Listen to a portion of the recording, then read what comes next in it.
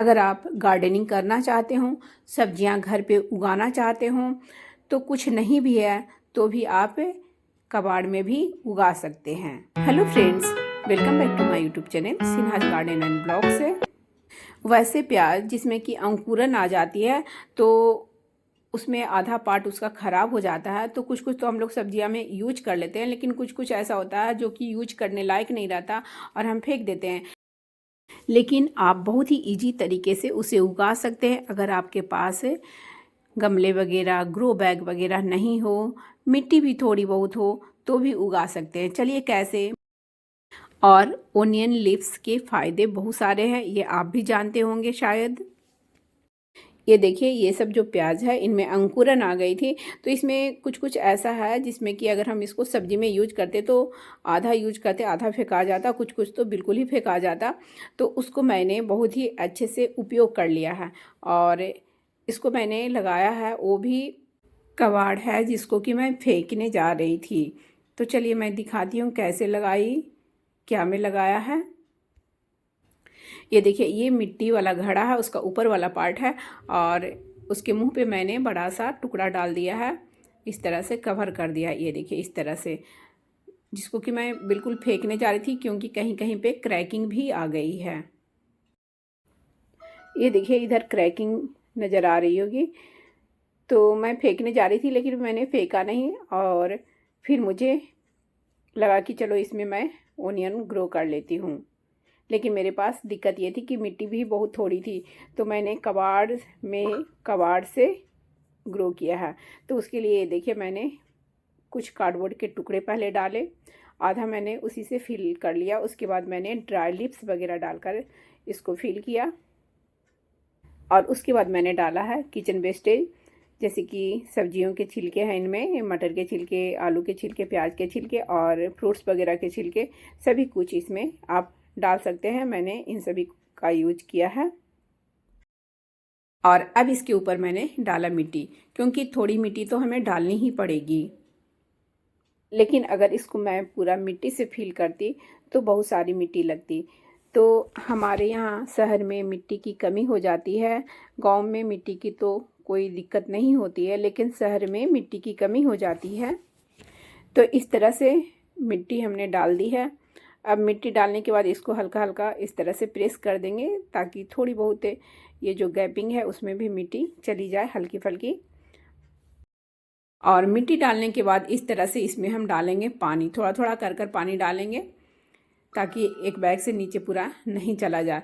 पानी इसलिए डालना ज़रूरी है क्योंकि जो हमने सब्जियों के छिलके वगैरह डाले हैं वो थोड़ा डिकम्पोज होगा और उसके बाद इसको हमें कई दिनों तक छोड़ देना है, मतलब कम से कम 1 सप्ताह तक इसको मैं छोड़ दूँगी, तभी ये थोड़ा सा खाली होगा। ये देखिए मैंने ऊपर से पूरा भर दिया है, पूरा भरा हुआ है और कुछ दिन बाद ये थोड़ा खाली हो जाएगा। उसके बाद इनमें मैं वही ओनियन लगाऊंगी। तो ये देखिए अब लगाने लायक हो गया है, इसकी मिट्टी भी थोड़ी खाली हो गई है और हल्के हल्के मैंने उसको थोड़ी थोड़ी ऊपर से गुड़ाई जैसा कर दिया है और उसके बाद इस तरह से मैं इसमें ओनियन लगा दे रही हूँ, जिसमें कि अंकुरन निकल गया है। तो इस तरह से थोड़ा दबा दबा कर इसको 1 बाय 1 मैं लगा दी हूँ। बहुत ही जल्दी इसमें रूटिंग आ जाती है।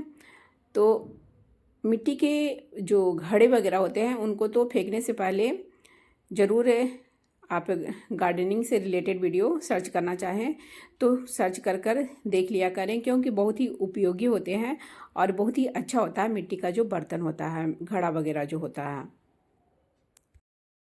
गार्डनिंग के लिए। तो मैंने इस तरह से वेस्टेज में ही ओनियन को ग्रो कर दिया है और इसके फ़ायदे तो बहुत ही हैं। आप लोग फ़ायदे इसके जानते ही होंगे, अगर नहीं जानते हैं तो मैं इसके फ़ायदे भी बताती हूँ। और लगाने के कुछ ही दिनों बाद इनमें इस तरह से ग्रोथ भी आ जाती है, क्योंकि इसकी ग्रोथ बहुत ही तेज़ी से होती है। जब इसकी जड़ को मिट्टी मिल जाती है तो इसकी ग्रोथ बहुत ही तेज़ी से होती है। और ये जो ओनियंस के पत्ते होते हैं बहुत ही फ़ायदेमंद हैं और बहुत ही टेस्टी होते हैं।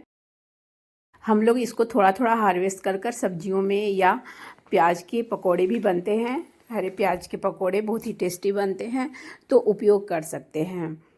घर में उगाने से ये होता है कि जब हम चाहे, जब सब्जियां बनाने लगे तब थोड़ा सा हार्वेस्ट कर लें और सब्जियों में डाल दें। मैंने हार्वेस्ट भी एक दो के किए हैं, ये देखिए एक दो किया हुआ भी आपको नज़र आ रहा होगा। और इसे तो हम लोग बाज़ार से भी खरीद कर लाते हैं, लेकिन बाज़ार से जो लाते हैं उसकी जो पत्तियां होती है वो उतनी सॉफ्ट नहीं होती है, क्योंकि वो लोग बेचने के पर्पज़ से उगाते हैं। तो वो सोचते हैं कि थोड़ा और इसकी ग्रोथ हो जाएगी तब इसको मैं हार्वेस्ट कर कर बेचूँगा, जिसके कारण उसमें उतना सॉफ्टनेस नहीं होता है, उसमें रेसे हो जाते हैं। लेकिन जब हम घर में उगाते हैं तो उसको हम जब चाहे अपनी मर्ज़ी के अनुसार हार्वेस्ट कर लें और ज़्यादा उसको बड़ा नहीं होने दें, तो वो ज़्यादा अच्छा होता है। और तुरंत हार्वेस्ट कर कर हम लोग यूज करते हैं तो इसका टेस्ट भी अलग होता है, और इस सब्जियों में डालने के बाद पता भी नहीं चलता है, पूरी तरह से ये गल जाता है। और अब बात करते हैं कि इसके क्या फ़ायदे हैं। इसके कई फ़ायदे होते हैं।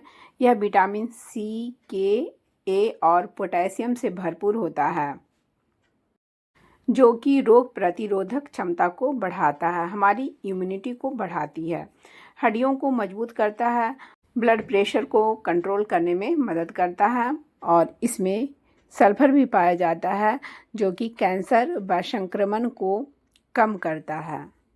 साथ ही पाचन और श्वसन स्वास्थ्य के लिए भी फायदेमंद है। तो इस तरह से इसके बहुत सारे फायदे भी हैं। तो ये देखिए, ये लगभग 15 दिन का ही अपडेट है।